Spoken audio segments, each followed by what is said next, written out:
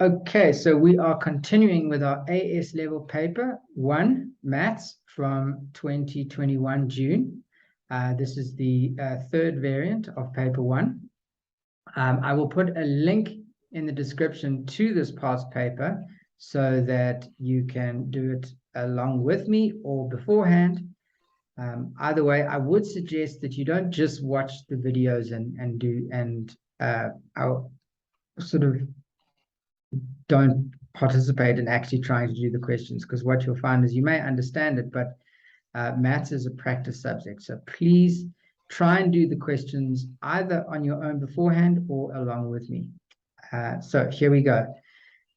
This is a question where they say y equals mx minus 6 is a tangent to the curve with the equation y equals x squared minus 4x plus 3. So what have we got? We've got, let's highlight what's important. We've got two equations and we have a tangent, which means that they touch. Okay, so when I see tangent, I mean touching. It means they're equal. So let's just draw what it might look like. So we have the pink graph, let's do it in pink, is a positive x squared. Now, if it's a plus x squared, remember positive x squared is a happy face, like that. So that would be positive. If it was negative, it would be down, sad face, negative, sad. So it kind of looks like that. And then they're telling us that y equals mx minus 6 is a tangent. So it may look something like this. Okay. I'm drawing this because what I want you to see is when it's a tangent, it's touching, meaning they're equal.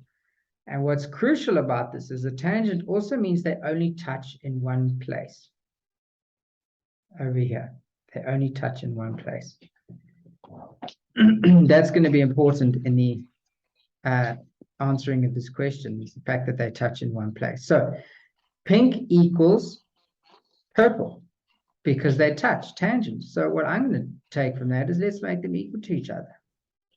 Okay, so tangent equals, and then let's do the blue one. So they're both y, right? So which means that mx minus 6 is equal to x squared minus 4x plus 3. So mx minus 6 is equal to x squared minus 4x plus 3.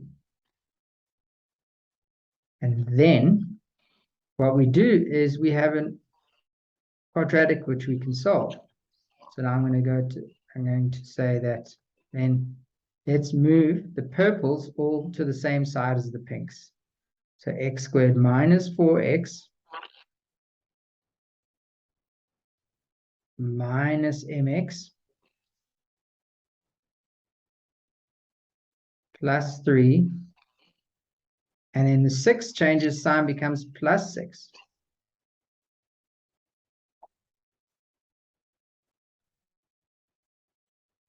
Okay, now you'll notice that I put the mx together with the 4x, and that's because I know that I'm going to have to solve this equation, but I'm not going to be able to factorize in order to solve because I've got this m in the way.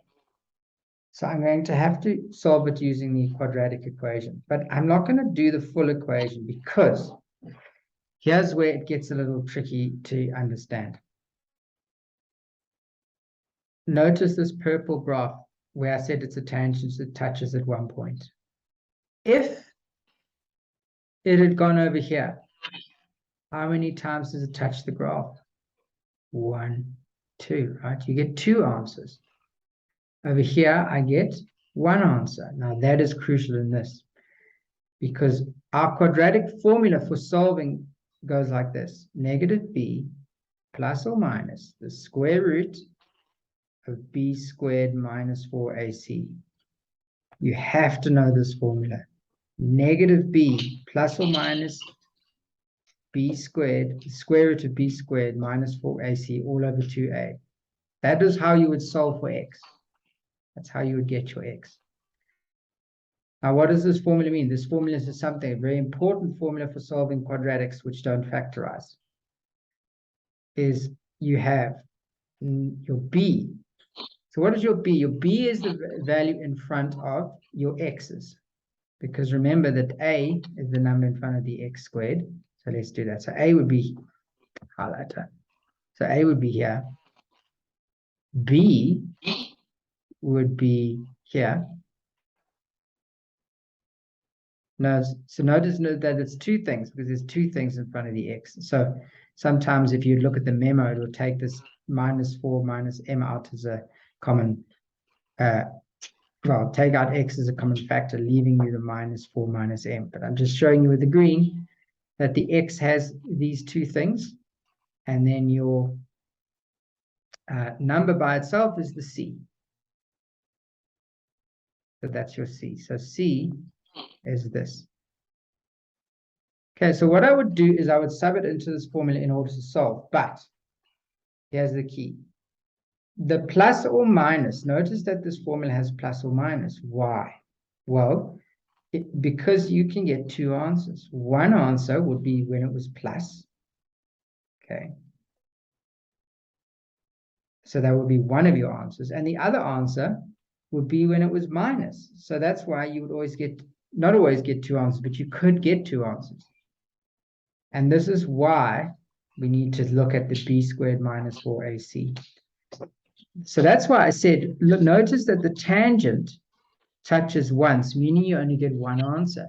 So how would we get only one answer if this allows two? Well, it would give us one answer if the thing in the square root was 0, because plus 0 and minus 0 are both 0. Okay, so this thing here, if it's 0, it just means your answer is negative b over 2a. And you don't have to worry about the 0, because plus 0 and minus 0 would give you the same thing. Okay. So when you have a tangent, that means your b squared minus 4ac is 0. So that is the only thing I need to solve for, is the b squared minus 4ac. Okay. So tangent, meaning it only touches once, meaning my b squared minus 4ac must equal 0. Let me just go on, just talk a little bit briefly. Notice that, because it is important that we get all the explanations in these questions, because you could get something else.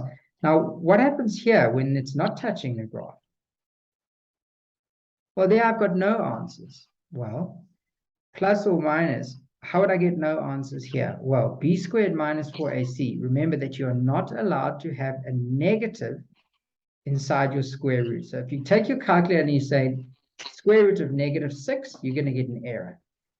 So for this blue, but here where it didn't touch, if it didn't touch, that means you would get no answer where they equal. They never, the blue never touches the pink. So this would say your b squared minus 4ac, that would be negative because it's the square root of a negative, meaning it doesn't exist, or rather it's imaginary. Okay.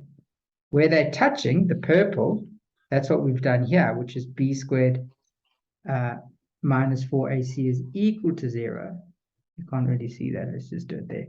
So this would be b squared minus 4ac is equal to 0. And the black one, well, we get two answers. That would be b squared minus 4ac is greater than 0, meaning you could get two answers. So for example, if b squared minus ac was 4, you'd have a plus the square root of 4 and a minus the square root of 4, giving you two answers. So the black would be where your b squared minus 4ac is greater than 0. So let me just summarize that. When you are looking at solving a quadratic equation, you get a plus and a minus b squared minus 4ac. The most important thing to note about that is because it's plus and minus, you get two answers, right? One where it's plus and one where it's minus. So the plus and the minus gives you two different answers. Now, this fact that it could be plus or minus means that you can either get two answers when this is greater than 0, and we saw that whether it's black. If b squared minus 4ac is equal to 0, you only get one answer because plus 0 and minus 0 is the same thing.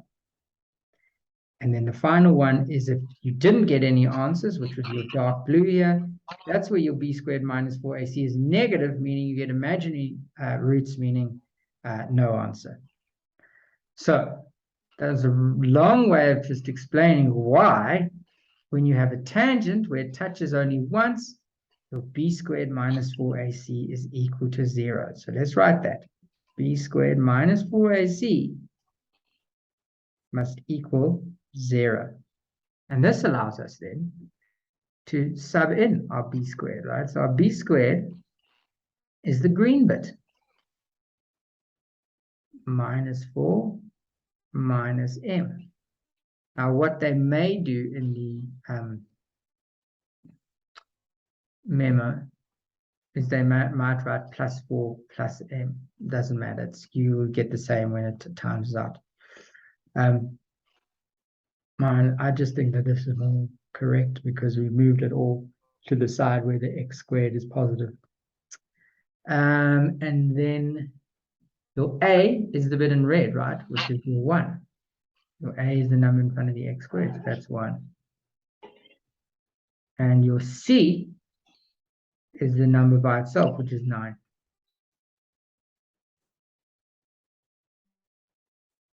Okay, and so when I times this out, I get minus 4 times minus 4, which is, well, let me just explain. You probably should know this from GCSE days, but when you have minus 4 minus m squared, it means minus 4 times minus 4 minus m times minus 4 minus m. Minus 4 times minus 4 is 16. Minus 4 times minus m is 4m. And then m times minus 4 again is plus 4m.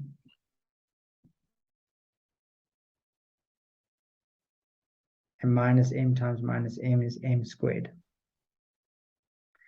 Now, what I was saying is the memo might say 4 plus m. And if you notice, if you go and try to do 4 plus m times 4 plus m, you get exactly the same answer as this. So it's 16 plus 8m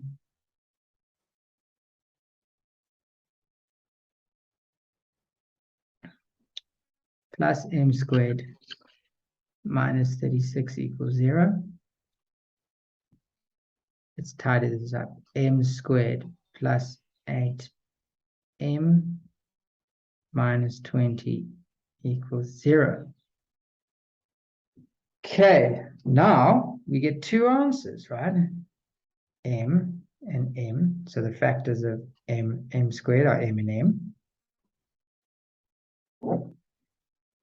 m. Now, the factors of 20 that would make 8 would be 10 and 2, because 10 minus 2 is 8. Of course, the 8 is bigger than the 8 is positive, meaning the positive must be in front of the bigger number.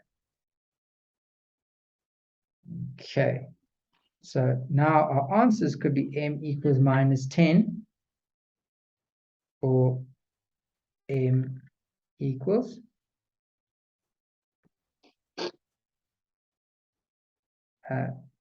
2. Okay, so now we know what m is, we just need to get x.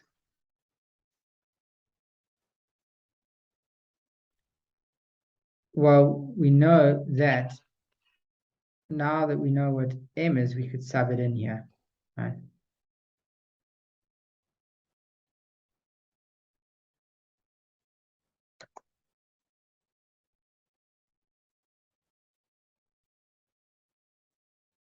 Okay, so in order to sub it in, let me just circle. So we know that m is equal to 10. Well, we've got this here.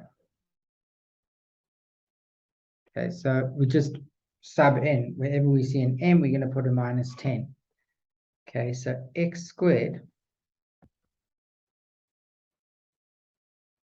minus 4x, and then m is minus 10, so it'll be minus 10,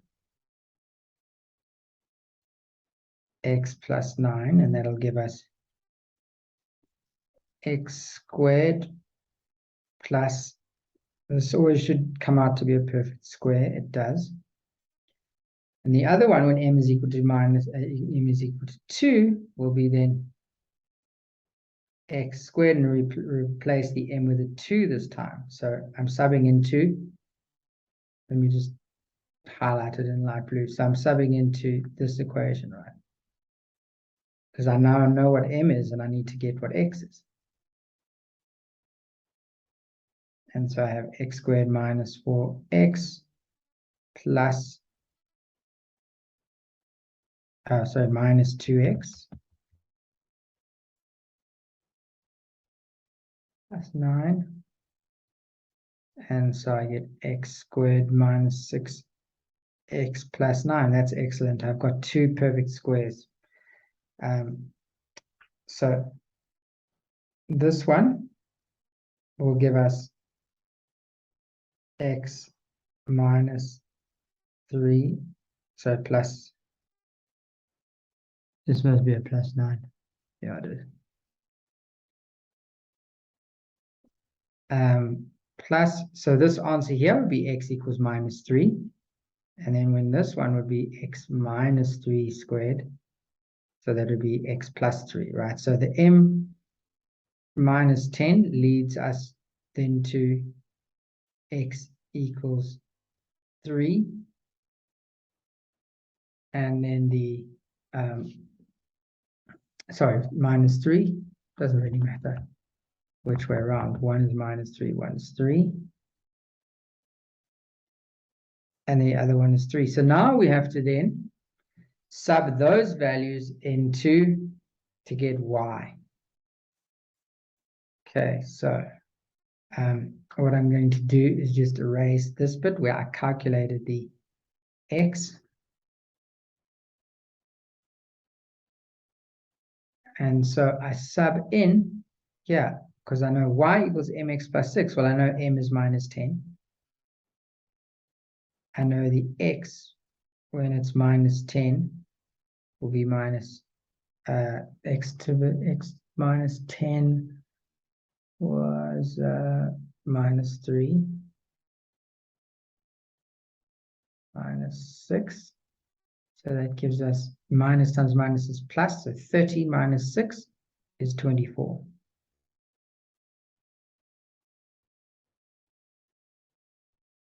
So my values there are -3 and 24. And then the last one, the 2, y equals 2, because the m is 2 in this situation, and then the 3, and then minus 6, and I get 0. So my points are 3 and 24, and -3 and 24, and 3 and 0. Okay, so quite a long question there. If you didn't follow along the full way, just rewatch the video and subscribe so that you get a notification, because I am going to do question 4 next.